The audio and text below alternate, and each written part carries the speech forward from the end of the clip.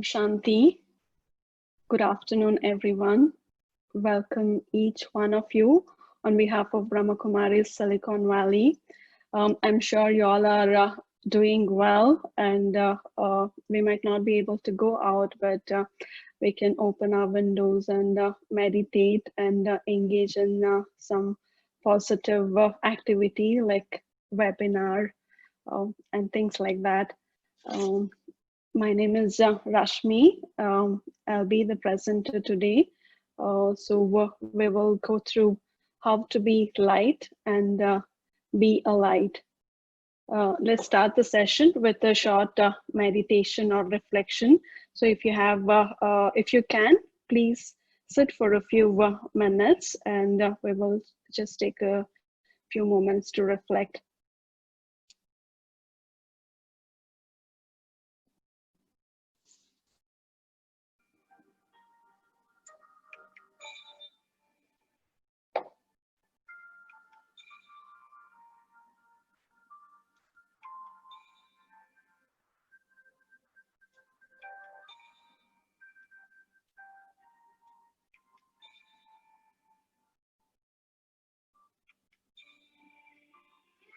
Let me take this moment to go within and check if there is something, a hurt, worry, expectations, or something that makes me feel uncomfortable. Let me take this moment for self-checking and self-realization.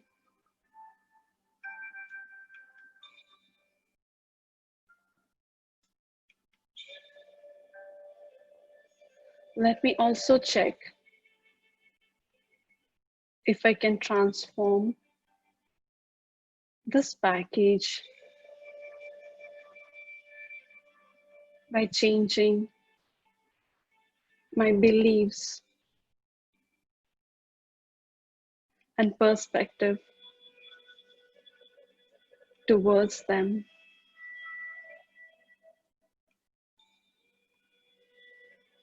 When I drop the baggage, I'm free. I can fly and enjoy each and every moment.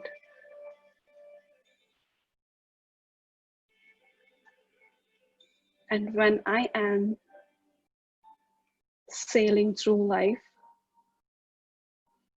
with such ease, my life becomes a light that guides everyone around me. Let me be light and be a light that guides.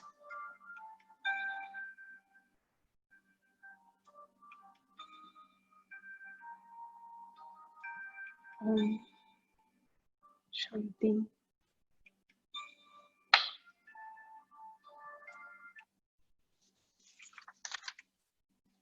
So let's start with a short story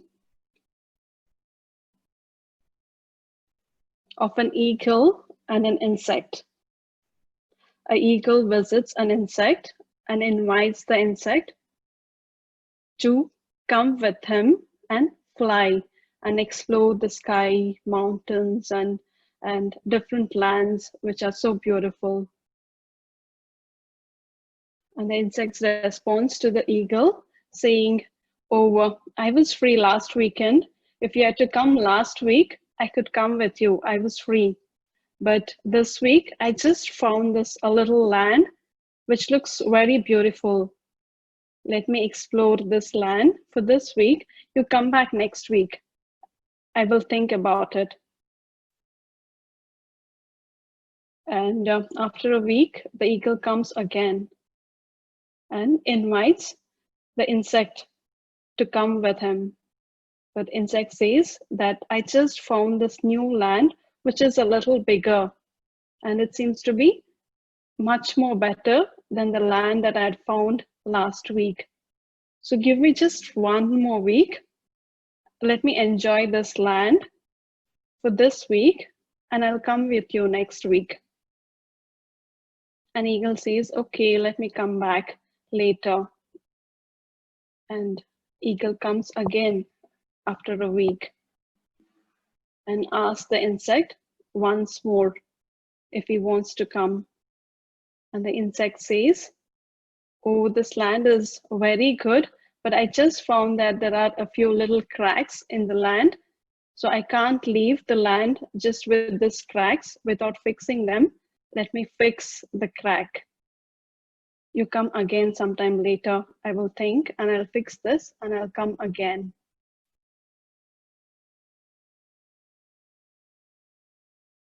So the insect gets busy with fixing the cracks. So when we look at the life of the insect, it's as its own idea of progress. So when it finds a little bigger land, it thinks that it has made a progress. So insect has its own idea of different progress that it is making, and fixing the cracks. All that is a sense of progress for the insect, and it has its own excitements, finding a new land. And when it rains, it gets excited. And when it finds a few more puddles, it gets excited. And so it has its own reasons for its excitements also.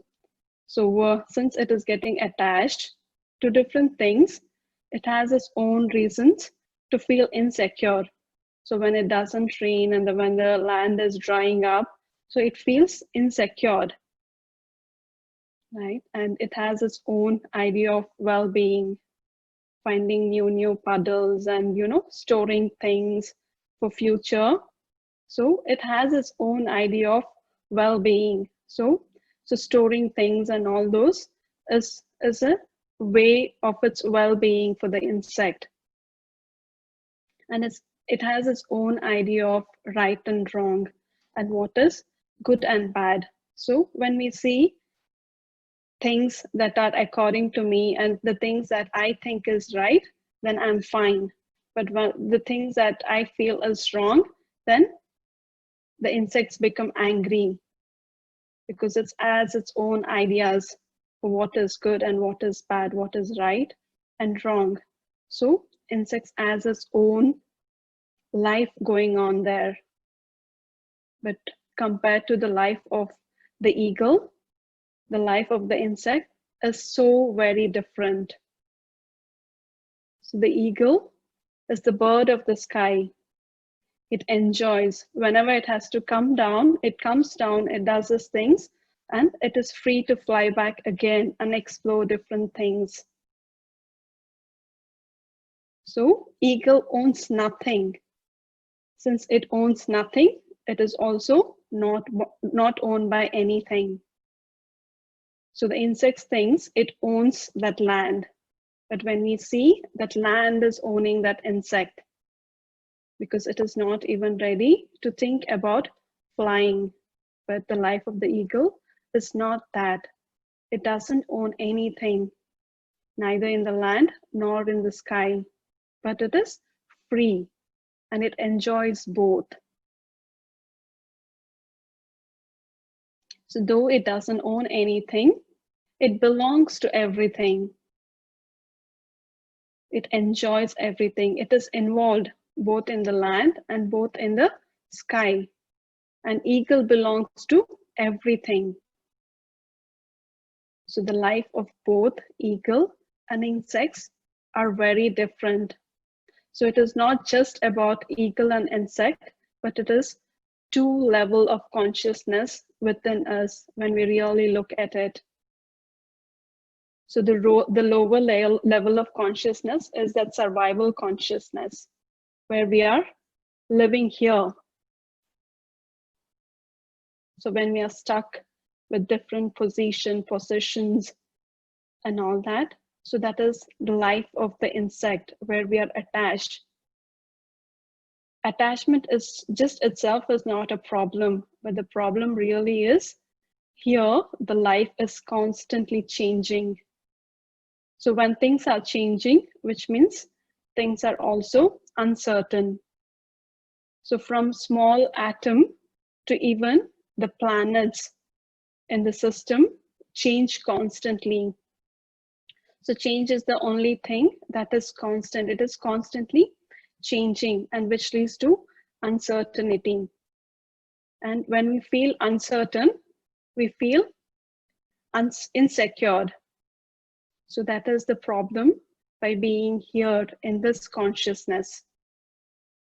So this is where, different positions and possessions we can lose anytime. So there is no certainty. But when we are in the spiritual consciousness, that is where we can truly experience certainty, right? So when I know my spiritual self, then there the things are certain. So when things are certain, I feel secure. And when there is security, I feel a sense of freedom and contentment. So if I'm looking for contentment here, it is not possible. There is no freedom here. So there's so much difference in the both consciousness. So I need to check in which consciousness I'm living, whether I'm living in a survival consciousness or that spiritual consciousness. So it is not that we should not fix the cracks. We definitely should fix the cracks, but whether we are doing that in eagle consciousness or insect consciousness, that is the only difference. Let me be free and do everything that I need to do. So to understand a little bit more about the difference between insect and eagle consciousness, let's explore different other ideas. So what is eagle consciousness is also when I'm in the awareness that I'm an actor. So I'm an actor playing my role in this world drama stage. So I have come here just to play my role. So my role can be that I'm playing a role of Rashmi. But if I forget I'm not this role, but I'm an actor, when I forget that, so somebody comes and praises my mask, that is this body. If somebody praises my mask, your mask nose is very nice, then I feel very happy. And if somebody says, your smile of your mask is very good, I feel happy. And somebody comments on the nose of the mask, then I feel bad because I've forgotten this mask is not me, right? So I get attached to things. So here, when I am in this, when I'm stuck in the stage, in the drama, by forgetting who really I am, then I feel pride, I feel insulted. And this is where we can compare, because I am playing a role of Rashmi, somebody else might be playing a role of Akshata or Chandani. So when I see different roles, I also compare. Sometimes I say, oh, my role is better than Akshata's, or sometimes I feel Chandani's role is better than mine. So there is comparison here in the drama stage. But when I'm in the awareness of home, we are all equal. So that is home. So the comparison is here in the drama stage. But when I'm in the awareness of home, we are all equal. So when there is no comparison, There is always contentment. There is no reason to be insecure. And there is that oneness among us. So when I live in that awareness that this is a drama stage and I'm playing different role, but this role is not me. I'm different from this role. And I'm an actor just acting here on this stage. And the end of this role doesn't mean that end of me, right? So end of an experience is not end of the experiencer. The experiencer will stay. So when I'm living in that consciousness, in the consciousness of home, when I'm staying at home while I'm performing this drama, then I'll have that security. And there is no highs and lows of pride and insult. And there is no comparison between different roles because we are all equal. So there is one more consciousness to be in that awareness that I'm a guest here on this physical world. So there is the story, so the story of two families. So one family hosted a dinner to a guest family. And both the families had little children. And the guest family had one child. And so they went home and they enjoyed the dinner together and they played together. But this guest child, as it was playing, it got attached to one of the toys in the host's house. But it was playing and it enjoyed that toy also. But towards the end of it, the guest child got so attached to that toy that it realized that it cannot take it back home. And that guest child started crying because it cannot take that toy back home. And the host family is trying so hard to make that child happy. They're blowing horns and, you know, cracking jokes so that the child will become happy. But the child is not stopping, it's crying. Right? Similarly, we have come to this world, this physical world, and this physical world is trying its best to keep us happy. But because of our attachment, we start crying. We can't take anything back with us. Everything, even this body, is physical, made up of 5 elements. I cannot take this. And if I get attached to this, and if I want to take it back, that is against the law. And I start crying because I cannot take things with me, because I've forgotten that I'm a guest. So like the child, though the toy is there and everybody is trying to make the child happy, it is not able to console itself because of that attachment to that toy.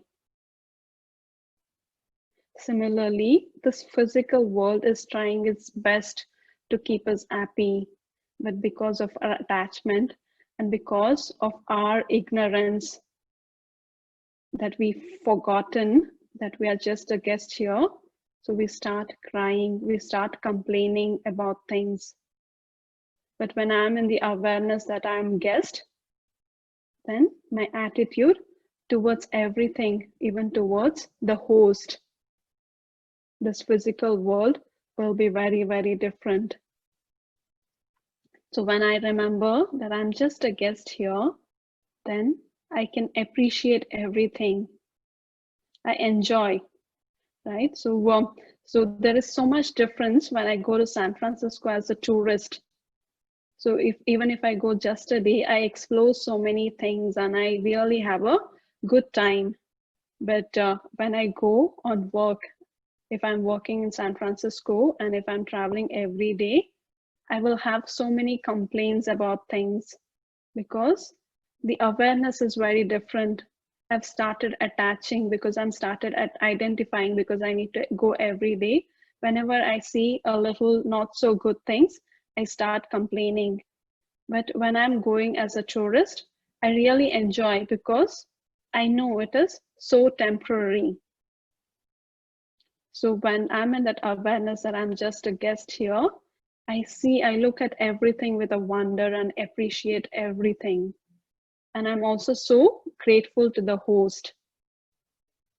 I know what they are doing for me and what they're providing me with for me to enjoy things. The host is doing so much. And I'm grateful and I appreciate the host, this physical world. So a guest doesn't identify or attach with anything. So it is free to go anytime and it knows the temporary nature of his stay. So even if there is any issue in the city or anything, when I know that when I don't belong here, then I don't complain. I understand it is just for a few days. But when I forget, then I start complaining for each small and big things, and there is very less appreciation.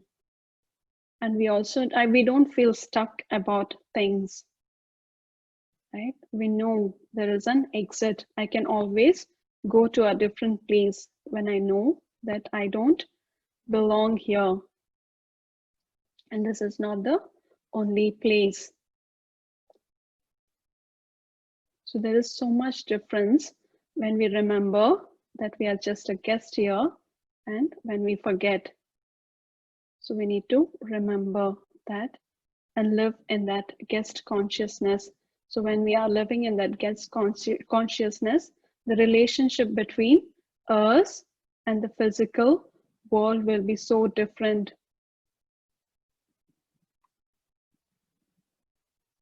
So let's go through a story of a happy fish. So there was a fish in the ocean, which was vast and beautiful, and the fish was very, very happy. And the two devils, a big devil and a small devil, was watching that fish. And the small devil tells the big devil that, look at that fish, it is so happy. And I think that is one of the happiest fishes that I've seen in this ocean. I don't think there is anything in this ocean or anywhere else that can make this fish unhappy. There's nothing that can take away its happiness. And the big devil says, oh, are you saying that I can make that fish unhappy? Do you want to see? And the small devil tells, I don't think it is possible. It is very happy. And the big devil tells, oh, let me show you. How can I make it unhappy? And the big devil just puts a glowing ball in the way of the fish. Fish, seeing at that glowing rock, it becomes so excited. And it says to itself that I have not seen such a rock anytime. It's such perfectly round. And I've not seen this color anywhere else. I've seen so many different colors, but this color and shape of this rock is so perfect. And it gets so attracted to that rock.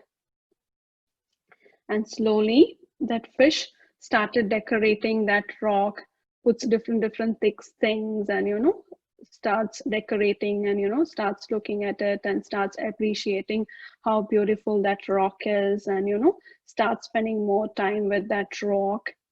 And it also starts thinking, oh, there can be other rocks also like this somewhere else.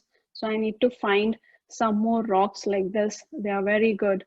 And so when I go away, I should protect this rock. And it slowly start building some fence around that rock so that it can go away for some time looking for similar rocks around the ocean. And slowly it becomes so attached, it stops going to explore the ocean, and it starts spending more and more time with the rock. And it started also seeing that the other fishes are coming towards it. So when the other fishes come toward that rock, it becomes so insecure and it becomes so angry, and it starts thinking that why these fishes are coming towards my rock, they should not come because it's my rock. And it slowly stopped exploring the ocean.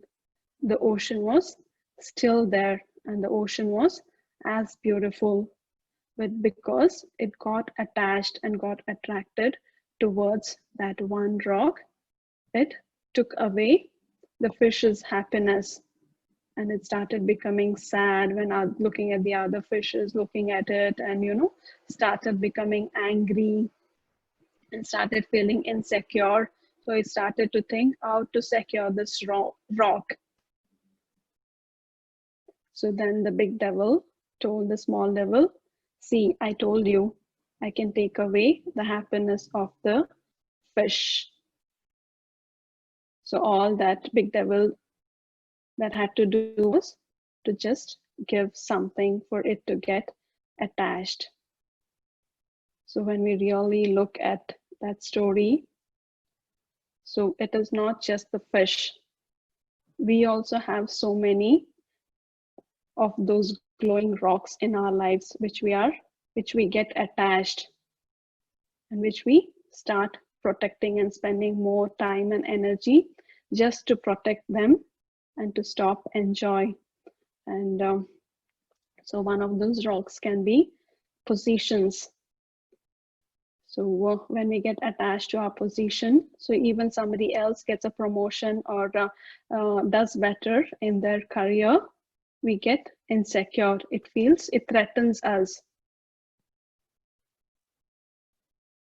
So instead of being happy for them, it threatens us. And also possessions. So we are constantly in fear that something can happen to my house.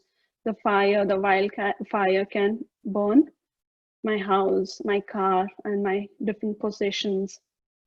So I can constantly live in that fear. So we also sometimes get attached to even our ideas. So when we share some idea and others don't accept it, then we force that idea towards them, and we don't like when they don't accept our ideas, and we feel sad. And even service. So service should be a means for me to be away from waste. But sometimes as we are doing, even we get attached to different services. Right? At Brahmakumaris, if our seniors see that we are getting attached to any service, that service will be taken away, because that service was to help me to be away from waste and different other attachments. But if I start getting attached to the service itself, then there is no point, and so it will be taken away to protect me. Right? So there are so many different things that we get attached to, and different identities, my country, my religion. So when I get attached to an identity, I want to constantly protect it, and I want to constantly prove that it is right. So there are so many such glowing rocks in our life. It is up to each one of us to look at it and to see if that is taking away our happiness in any way. And there is also living in trustee consciousness. So there is difference between being a trustee and being a owner. So when I say that I own something, or when I say something is mine, when I say something is mine, it creates fear of losing it.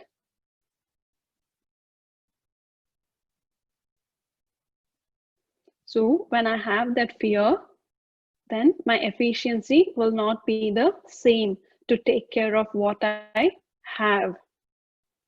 So when there is no fear, automatically my efficiency will be high. So there is this consciousness that I am a trustee and everything is entrusted to me for me to enjoy and to take care.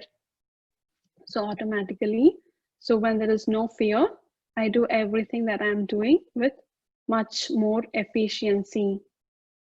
And also, if somebody has given me a property for me to take care, it is not mine, but I need to take care of that property or finance, right? So whenever I'm making a decision and if I have to spend anything, I ask the owner before spending, right? I will not spend without letting them know or asking them if this is the right thing to spend on, right? So we consult the owner. And also we maintain account and give account to the owner. So similarly, when we are living in the consciousness of trustee, that this property, this money, time and energy, everything is entrusted to me, then I consult the owner, that is God or supreme soul or whomever you think is higher. So we can have that consciousness and see when I'm spending money, am I spending this money for the right cause? It is not mine to just without thinking if it is the right cause or letting the owner know to spend. It is not right on me when I'm in that trustee consciousness. And also time. Where am I spending my time? Even the time is entrusted to me. Am I spending that time towards a worthwhile cause?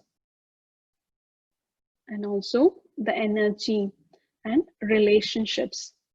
So we say, I'm a child of God, but my children are mine, and my husband and my wife are mine. So it is not that, right? When I am a child of God and all my relationships are also children of God. My children are children of God. They are being entrusted to me just to take care of them. So I have no control over them. So when we live in this awareness, then while doing everything, we can be light.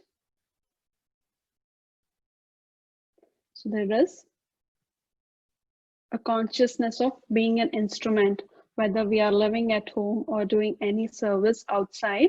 When we are doing things in the consciousness of being an instrument, then things will be much more different.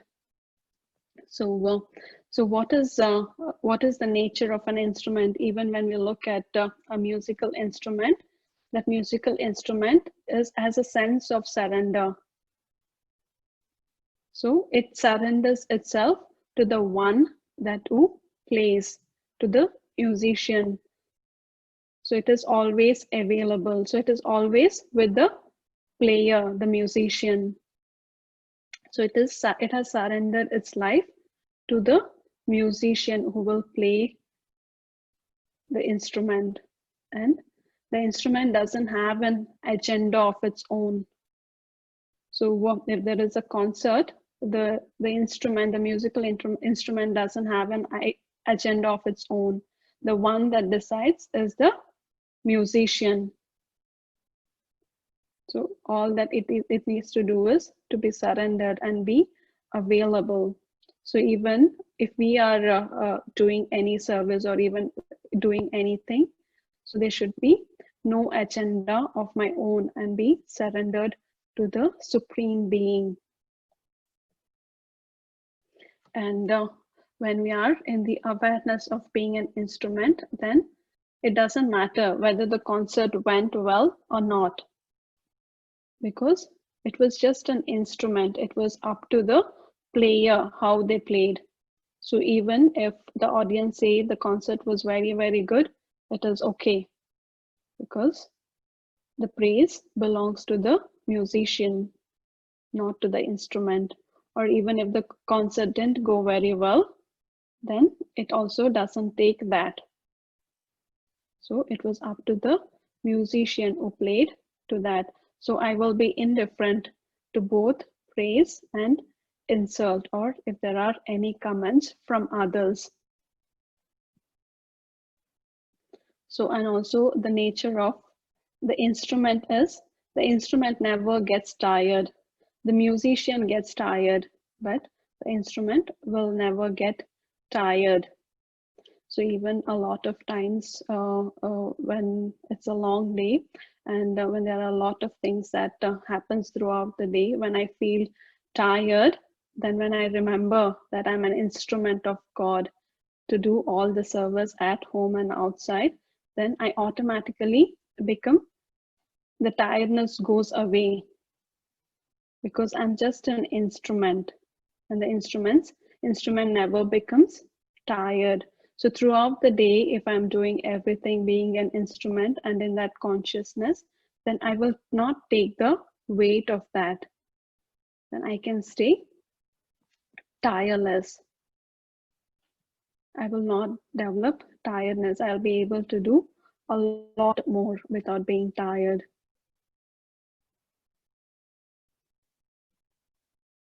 So there is no comparison between different musical instruments, right?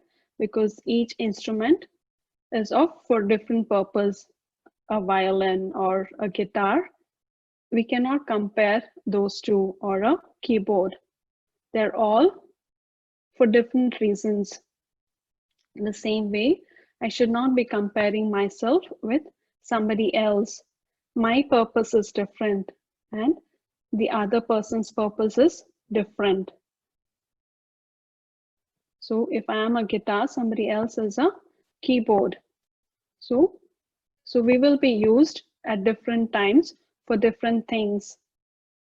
So there's no point in me comparing with somebody else. We are all just serving our own purpose. So I just need to focus on myself, and there is no comparison between any of the instruments.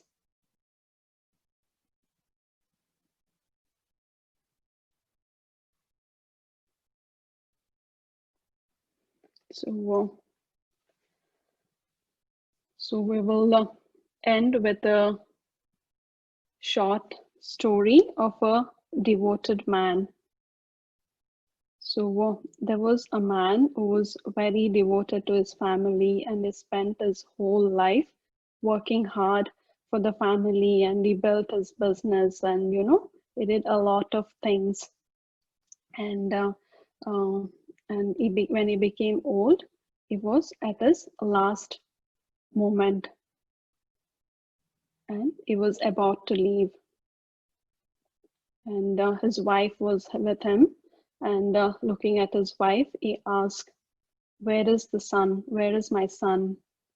And the wife goes running and brings the son, and the son also comes running, because it is his last stage and he can leave anytime. And the son comes running, and when the son comes, the old man says, "Where is the daughter-in-law? I don't see her." And the son goes and gets the daughter-in-law. And when he looks at the daughter-in-law, he asks, "Where is the grandchild?" And the grandchild comes. And when he looks at the grandchild, then he says, "If all of you are here with me in the hospital, who is at the shop?" So he has spent so much time in his business and in his shop, and even at his deathbed, at the end, all he can think is of his shop, because he has invested so much throughout his life in the business and in the shop. So if we take a moment and check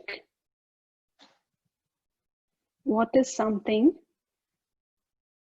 that I want to think of when I am in my deathbed. So if this moment is my last moment, what is the thing that I want to remember?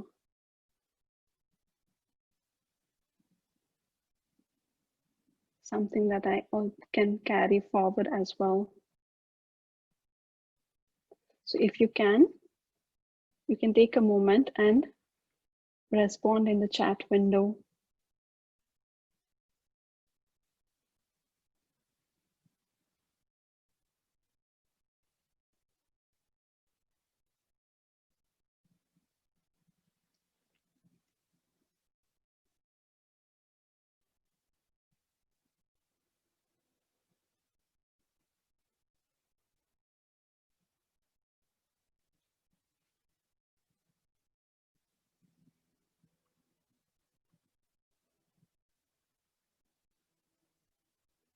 So if this is my last moment, what is something that I want to think of?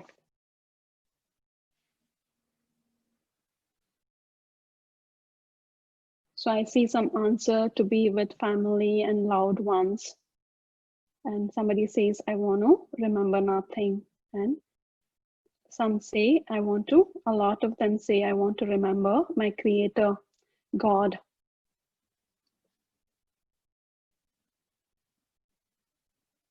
Carry nothing and join with God. Stay in yoga and connected with God.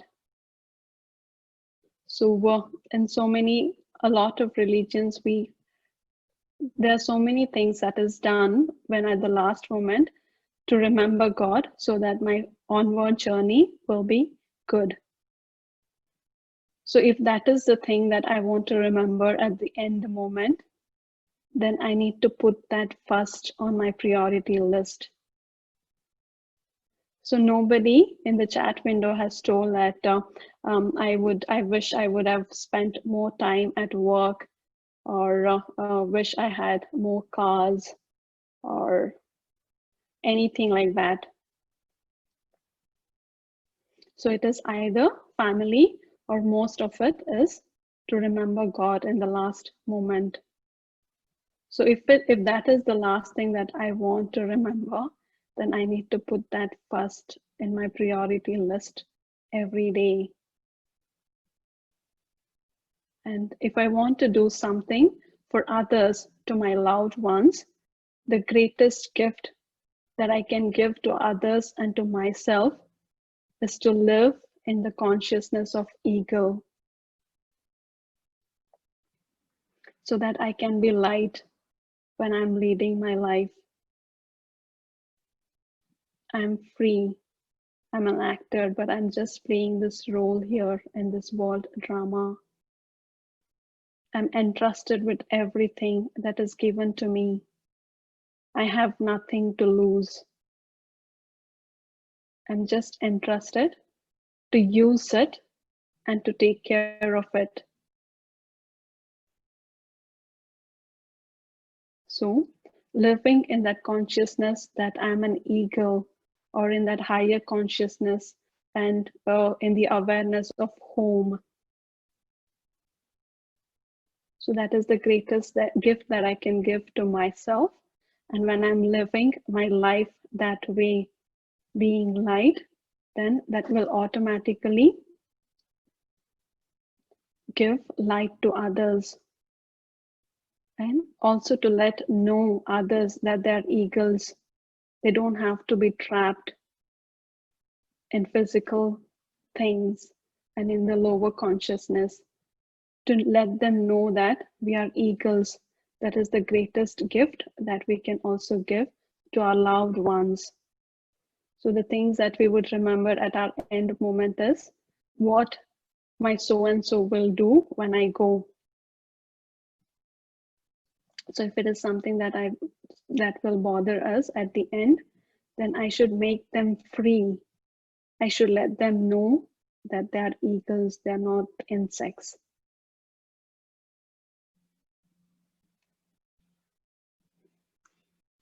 Om Shanti. So a little bit about the organization. So BRAHMAKUMARIS spiritual organization started in 1937. It's a non-profit organization, and we have global presence in 130 countries with over 8,000 centers. So there are over 1 million practicing members worldwide. So many of us are living in that consciousness of being an eagle and letting others know that they're eagles too. And the motto is world transformation through self-transformation. So a little bit about the local chapter, that is BRAHMAKUMARIS Silicon Valley Center. The center is led by Sister Kusum Kejriwal. Didi is the director of the center. She's been practicing meditation since a childhood, and since 38 years, she has been serving all of us. And Didi came to the Bay Area 25 years back, and Didi started the center here in Silicon Valley, and so many of us are benefiting with that. So there are around 200 regular students who attend Morley class, that is everyday spiritual discourse classes in the mornings.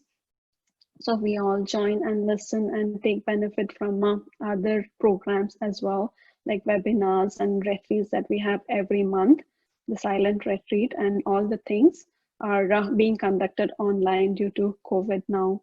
And the location of the center is 540 South S.Abel Street, Milpitas. And we hope to see you all when we start meeting at the center.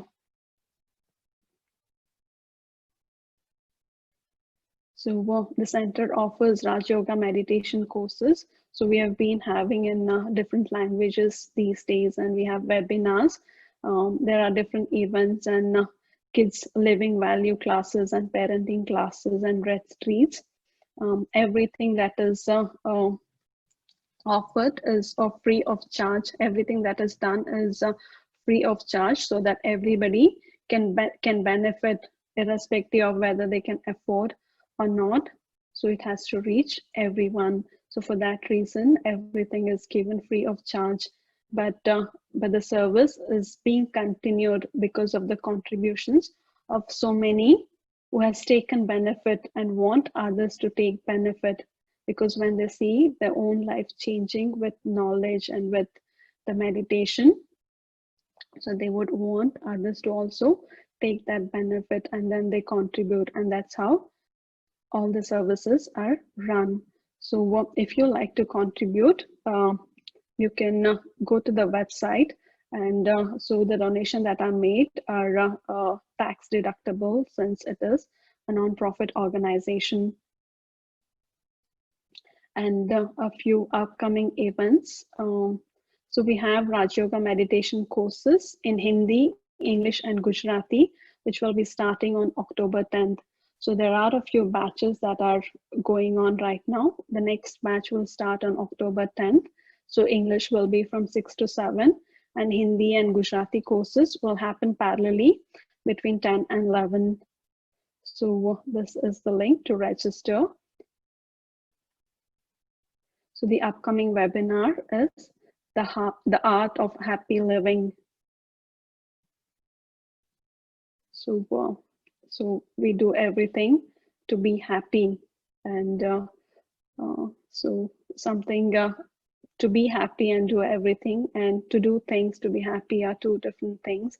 I think we'll be learning more that in detail in the webinar next week. So we have living value classes every Sunday, 10:30 to 11:30, and art of parenting classes Sundays, 2 to 3 p.m. And we also have meditation sessions every day, 7:30 to 8. So this is to heal the planet. There are so many things that are going on. So we can sit together, and with that collective consciousness, we can heal the world. So this doesn't need any prior experience.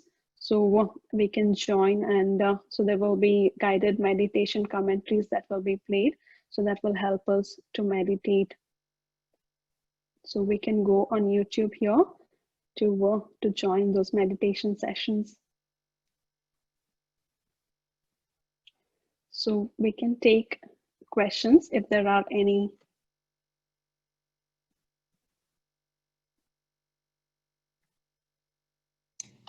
Om Shanti, sister. Thank you for the fabulous presentation. Very deep things are explained very clearly using many examples.